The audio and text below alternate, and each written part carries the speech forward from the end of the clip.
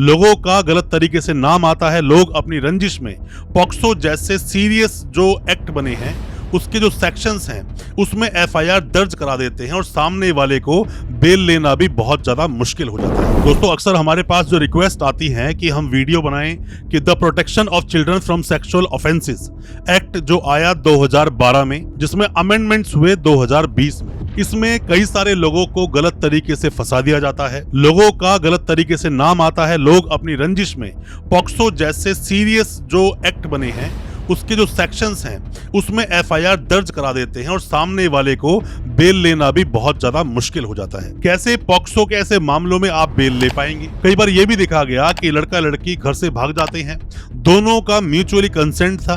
पर मैं आपको ये बता दूं दोस्तों, कोई भी किसी भी तरह का मामला आपके सामने आ जाए, अगर कंसेंट पॉक्सो में है भी तो चलेगा नहीं, वो एडमिट नहीं होगा कोर्ट में।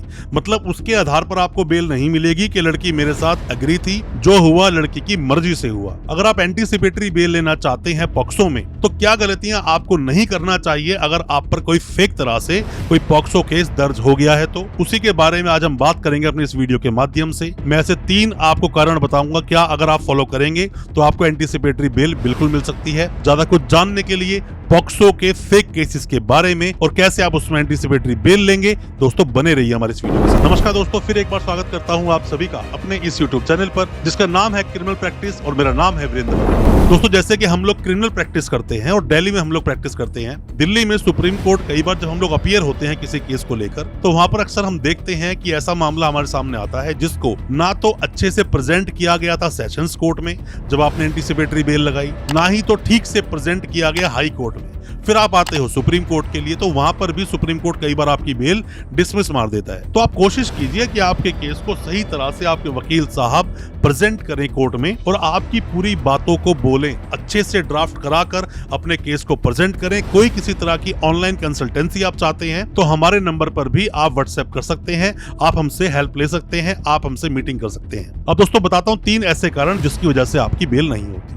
सबसे पहला कारण दोस्तों, ये जो मामला है पॉक्सो का, the protection of children from sexual offences act 2012, 2020 में अमेंडमेंट आया जहां पर सजा थी 10 साल की 20 साल कर दी गई और ऐसे मामलों में जो 20 साल की सजा है, उम्र कैद और फांसी तक का प्रावधान है। ये केस टू केस देखा जाता है किस तरह का ये केस है। लड़का लड़की घर से अगर भाग जाए, कंसेंट दोनों का हो तो भी लड़के को जेल जाना पड़ेगा। और झूठे तो बहुत सारे मामले आते हैं क्योंकि पॉक्सो जो मामला लाया गया, जो पॉक्सो का एक्ट लाया गया था कि बच्चों को किस तरह से हम इस समाज की कुरीतियां जो चल रही हैं या हम कहें जो अपराध जो होते हैं अपने समाज में उन्हें कैसे रोका जाए, बहुत ही ज्यादा स्ट्रॉन्ग कानून बनाकर इसलिए पॉक्सो एक्ट को लाया गया। और पॉक्सो में जो भी कोई मामला दोस्तों दर्ज होता है बेलेबल कोई नहीं, सीधा आपको जेल जाना पड़ेगा।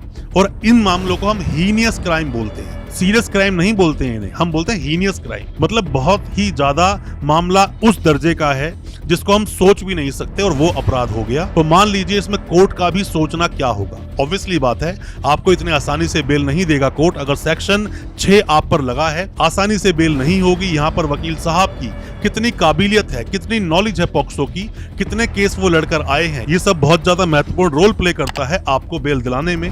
बहुत ज्यादा हीनियस क्राइम है, इसी वजह से बेल आपको नहीं मिलती है। कोर्ट आपकी बातों को नहीं सुनते हैं अगर आप सही तरीके से अपनी बातों को नहीं रखेंगे। तो इस बात का विशेष रूप से आप ध्यान रखें। अब बात करते हैं हम दूसरे पॉइंट की, क्यों आपकी बेल डिसमिस होती है। दोस्तों होता क्या है, आप जब भी अपनी बेल को लेकर सेशंस कोर्ट में जाते हैं, सेशंस कोर्ट के बाद भी आपके पास हाई कोर्ट और सुप्रीम कोर्ट का ऑप्शन होता है। कई बार जब आप मेन मुद्दे पर बहस नहीं करते हैं कोर्ट में तो आपकी जो बेल है वो डिसमिस कर दी जाती है सेशंस कोर्ट के द्वारा, क्योंकि वो बिना बात में आपको बेल देकर अपने ऊपर कोई बात लेना चाहते नहीं। अगर आपके पास बहुत स्ट्रॉन्ग कोई भी अगर ग्राउंड है नहीं तो आपको बेल ऐसे नहीं मिलेगी, बेल डिसमिस मार दी जाती है। कई बार मैंने देखा है जैसे ही सेशन कोर्ट से बेल डिसमिस हुई तो लोग आगे तक नहीं जाते। दोस्तों आपका अधिकार है, आपको आगे जाना चाहिए। आप जाइए हाई कोर्ट में बेल अप्लाई कीजिए, हाई कोर्ट से भी बेल ना मिले सुप्रीम कोर्ट जाइए, पर जो आपके अधिकार है, जो रेमेडीज आपको मिली है उसको फॉलो करना चाहिए।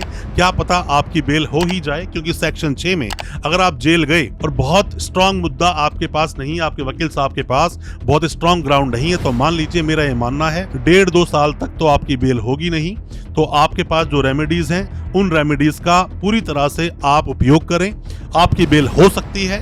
एंटीसिपेटरी बेल होती हैं, सेशन कोर्ट से भी होती हैं, हमने कई बार बेल ली है, हाई कोर्ट से भी होती हैं, बेल आपकी हो सकती है। बस ग्राउंड अच्छे होने चाहिए, ड्राफ्टिंग अच्छी होनी चाहिए और वकील साहब को नॉलेज होनी चाहिए किस तरह से पॉक्सो केसेस लड़े जाते हैं। अब दोस्तों, जैसा मैंने आपको बताया, ग्राउंड तो बहुत स्ट्रांग होना ही चाहिए, कंसेंट इसमें चलता नहीं। सेक्शन 6 का मामला है, बहुत ज्यादा सीरियस मामला है, आपको सीरियस तरीके से ही इसको देखना चाहिए। और तीसरी गलती आप क्या करते हो, जो मैंने अभी आपको बताया कि सेशंस कोर्ट ने अगर आपकी बेल डिसमिस मार दी, एंटीसिपेटरी बेल, तो आप हाई कोर्ट, सुप्रीम कोर्ट नहीं जाते, आपको जाना चाहिए। थोड़ा फीस जरूर लगती है वकीलों की, वो एक बात अलग है, कोई वकील आपका फ्री में से काम करेगा नहीं। अगर आपको प्रॉब्लम है तो जाइए, सरकारी वकील की डिमांड कीजिए, वो भी आपको मिल जाएगा।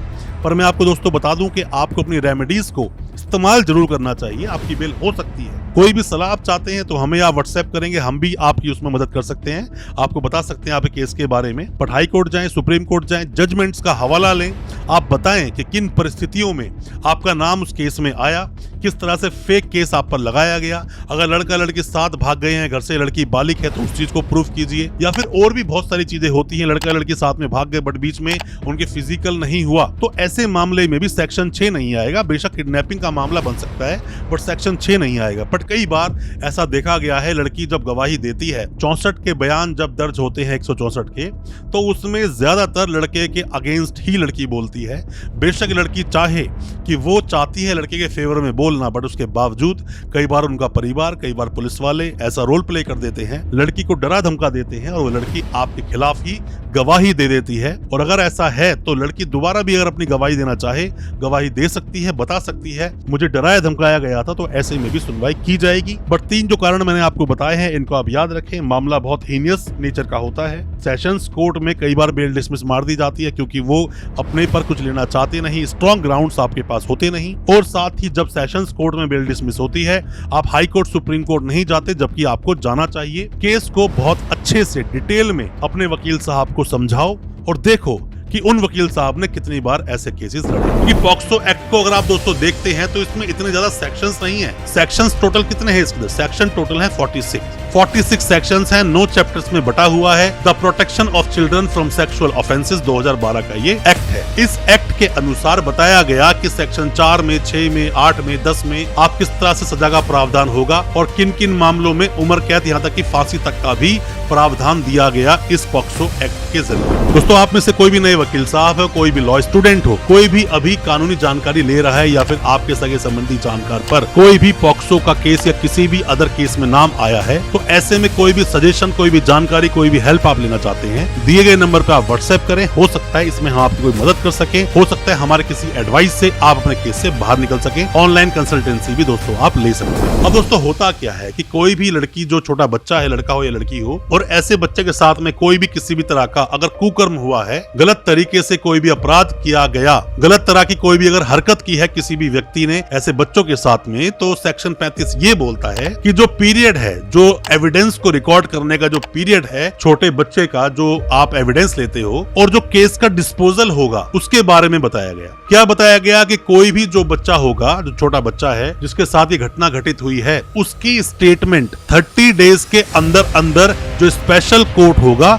वो ले लेगा, कॉग्निजेंस लेने के बाद। मतलब कॉग्निजेंस कोर्ट ने ले लिया तो 30 दिन के अंदर अंदर गवाही करवा दो बच्चे की। अब दोस्तों, मैं आपसे सवाल पूछता हूँ, अगर आप में से किसी भी ऐसे व्यक्ति का पॉक्सो केस हुआ है या सगे संबंधी जानकार का पॉक्सो केस हुआ है, तो बड़ा क्लियरली आपने देखा होगा कि आपके मामले में 6, 7, 8 महीने, साल भर हो गया और अभी तक भी बच्चे की गवाही नहीं हुई, या कई बार उस बच्चे को बुलाया गया, बच्चा गवाही देने के लिए नहीं आया। तो 30 दिन का प्रावधान क्या यहाँ फिट बैठता है? नहीं। तो ऐसे में ही देखते हुए कई बार ऐसा हुआ है पहले भी कि लोगों ने इसमें डिफॉल्ट बेल डाली है। डिफॉल्ट बेल क्या बोलते हैं दोस्तों? बोलते हैं कि जितने भी मामले होते हैं 10 साल की सजा से ज्यादा वाले मामले, या फिर उम्र कैद या फांसी के मामले, ऐसे मामलों में 90 डेज में चार्जशीट लग जानी चाहिए। और साथ में ही जितने भी मामले 10 साल की सजा से कम वाले मामले होते हैं, उसमें 60 दिन में चार्जशीट लग जानी चाहिए, वरना तो आप यहाँ पर 167 सीआरपीसी में या फिर 187 जो अब बीएनएसएस कानून आया उसमें आप डिफॉल्ट बेल लगा सकते हैं और उसमें बेल देनी ही पड़ेगी, मैंडेट प्रोविजन होता है। पर क्योंकि 30 डेज का यहाँ टाइम लिखा हुआ था कि 30 दिन में बच्चे गवाही करवा दी जाए, तो ऐसे में भी लोग डिफॉल्ट बेल की फरियाद लगाया करते थे, बट ऐसे में बेल इजीली उन्हें मिलती नहीं थी। तो इसमें जो सेक्शन 35 में बोला गया, पहले पॉइंट में जो बोला गया इसके अंदर, वो यही बोला गया कि 30 डेज के अंदर अंदर बच्चे की गवाही करवा ली जाए। और दूसरे पॉइंट में दोस्तों यहाँ पे क्या बोला गया, ये बोला गया जो केस है, केस को पूरी तरह से डिस्पोजल कर दिया जाए, मतलब कि केस का ट्रायल खत्म कर दिया जाए 1 साल के अंदर अंदर। तो 1 साल में ट्रायल खत्म कर देना कोई ये इजी टास्क नहीं है। और आप में से कई लोग जानते होंगे कई सारे मामले 5-5, 6 साल, 7-8 साल से चल रहे हैं, पर अभी तक भी उस केस का डिस्पोजल